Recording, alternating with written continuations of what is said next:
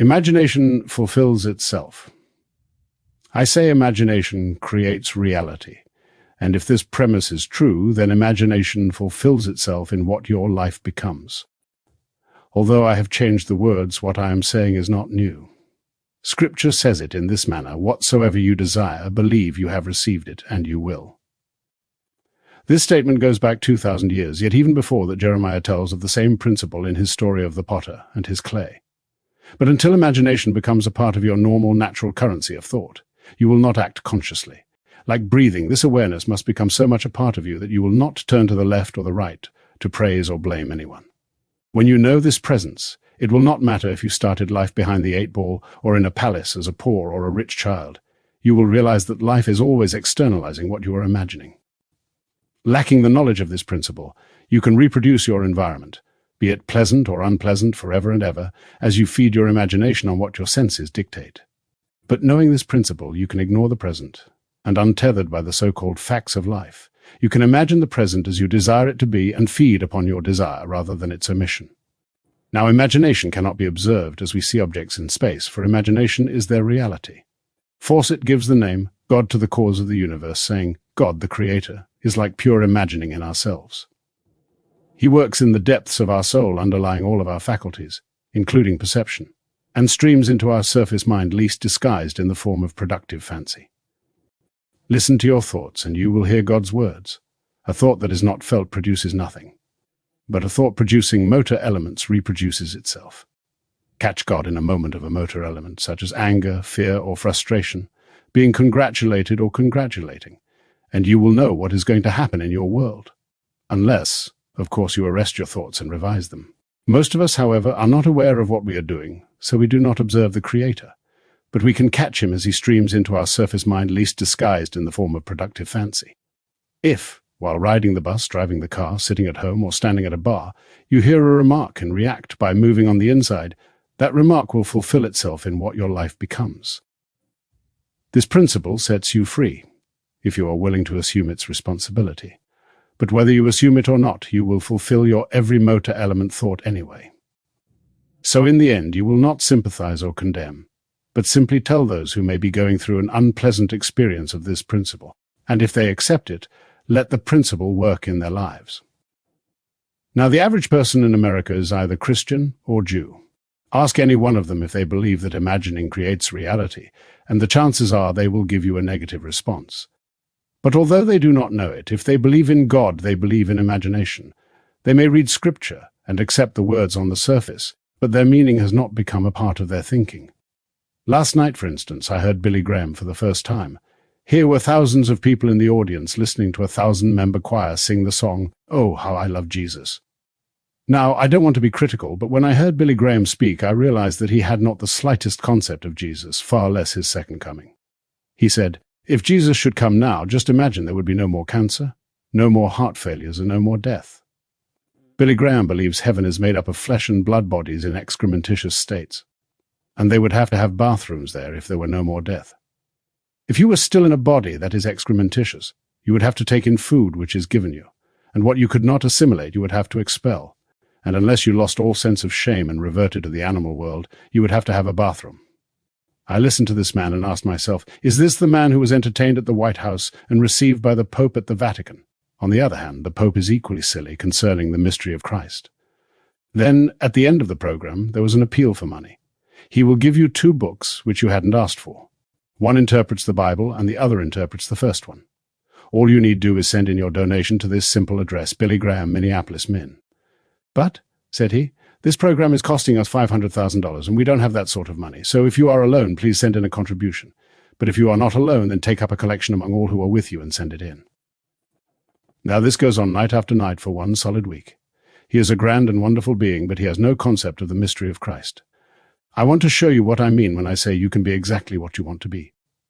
Let me begin by telling you that for the last couple of months I have felt like the devil, yet I knew I was responsible for the hell I found myself in. The doctor gave me every possible test, and when I saw him yesterday, he told me I was a dilemma. Do you know what a dilemma is? It's an argument presenting 2 or more alternatives equally concluent. In other words, if you stanchion that whatever you choose your conclusion will be wrong, you have a dilemma. You can use anything as a dilemma. That's me. My blood indicated one thing in a certain test and the opposite in another. The tests only confirmed what I already knew, that the cause of my discomfort lay in the depth of my soul and not in any secondary cause, such as a thyroid, heart, liver, kidney, or anything outside of myself. I am wearing a body, but it is not me. I put myself into this body, which limits me. I am its operant power. It cannot be causeful, as it only reflects what I am entertaining in my imagination. I must not justify it, condemn, or excuse myself in any way. Knowing I did not feel well, I changed my feeling, and when the tests, which I had taken to please the one I loved, came back, I learned I was a dilemma. I ask you to take the same responsibility. To not pass the buck to any person, organization, situation, or circumstance, but to discover for yourself that imagining truly does create reality. If the cause of all life is God, then God must be all imagination. And because you can imagine, then like God, you are pure imagination in yourself. Regardless of what reason and your senses deny, you can imagine anything and bring it to pass if this premise is true. Now let me share a few wonderful letters I recently received. A lady writes, "In July my car needed repair. As I signed the credit slip agreeing to pay the cost of $62, I imagined it was a check, for I never sign a check unless there is money in the bank to cover it. August and September passed with no request for payment. In September a man stopped by and, eager to sell his house, asked me to list it for him. I told him that I was no longer in the business and recommended my former broker. I forgot all about it, but in October, just before the car repair statement arrived, I received a referral commission from my former broker in the amount of $68, $6 more than the cost of the repair of my car. Here the money, like the story in the 6th chapter of Luke, came to her pressed down, shaken together, and running over. Everyone in the ancient world had a big pocket where grain was placed and pressed down until it ran over. Just like the baker's dozen, this lady received her $62 plus. Then she said, "For some time now, my favorite chair has needed new upholstery. Choosing the material and pattern was easy, but the cost of $87 had to be imagined. So rather than limit myself to an exact figure, I simply imagined my chair as already newly upholstered. While sitting in it, I denied its worn cover, and when thinking of it while in another part of the house, I always saw it as I desired it to be. In early September, while on vacation, our neighbor had a heart attack. His wife, desiring to be with her husband, asked if their son could stay with us until their return. Since he and our son were playmates and inseparable, John stayed with us for 5 beautiful weeks. And when his mother asked how much she owed me, I kiddingly said, "Nothing. But someday when you have an old, worn-out $100 bill tucked in your billfold and you don't know what to do with it, you can give it to me." And the lady replied, "That's exactly what my husband and I agreed to do." And from her billfold she took a folded $100 bill and gave it to me. That money paid for the chair's new cover, plus an additional $13. Again, we see the money came to her, pressed down, shaken together, and running over. When you apply this principle towards the seeming other, you are applying it toward yourself, because there is no other.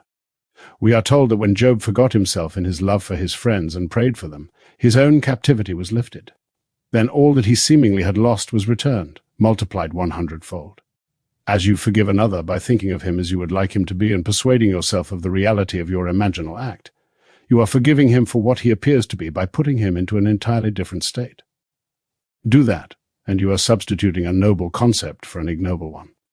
That's forgiveness. Forgiveness tests the individual's ability to enter into and partake of the nature of the opposite. A priest will say, "I forgive you." Yet when he passes you on the street, he remembers what was confessed. If he can remember, he has not forgiven. The memory of what was done or said must be replaced by something else so that the former can no longer be remembered. If the present Mrs. Onassis remains Mrs. Kennedy in your eyes, you have not forgiven her, because you are still seeing her in the old state. Forgive her by so losing yourself in the idea of her new state that it is all you can remember, and not the former one. Keep thinking of her in the former state, and you have pulled her back into it, for there are only states, externalized. Now here is another story. My friend went to Pittsburgh this summer to visit a childhood friend who expressed a desire for a new Baldwin organ. Now, owning an inexpensive organ, my friend told her that every time she sat down to play, to imagine seeing the word Baldwin across the front of the organ and claim it is their top-of-the-line model, and paid for. This she promised to do. Now, the friend's father had departed this world, and when she received a check for $4,500 from his estate, she spent it on necessary home repairs. But when another check in the amount of $3,500 arrived from the estate, she decided to buy her organ. Although the Baldwin top-of-the-line model was priced at $5,000, she was told that it would be going on sale for $4,000, plus they would give her a $1,000 trade-in allowance on her present organ. making the total cost to be $3,000. Contracting for the organ of her dreams, she agreed to pay the $3,000, and the organ was installed. Although a torrential rain had caused the roof of their home to need replacement, the estimate of $1,700, when it arrived, received a call from her friend asking why the roofer had waited to give his estimate after the Baldwin had been purchased. Then my friend told her the story of my friend Anne, who lived in New York City. Anne was a member of the world's oldest profession, that of being a lady of the evening. She often came to my meetings at the corner of Broadway and 72nd Street, where she told me this story. One day, while walking by a hat shop, she fell in love with a beautiful hat in its window with a price tag indicating a cost of $17.50. Wanting it so much, she decided to apply this principle, so in her imagination she placed the hat on her head, and as she walked up Broadway she felt the hat on her head.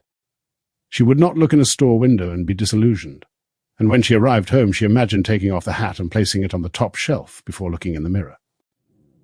10 days later, a friend called and invited her to lunch. When she arrived, the friend handed her a hat box, saying, "I don't know what possessed me, but I bought this hat, and when I brought it home I realized I had made a mistake.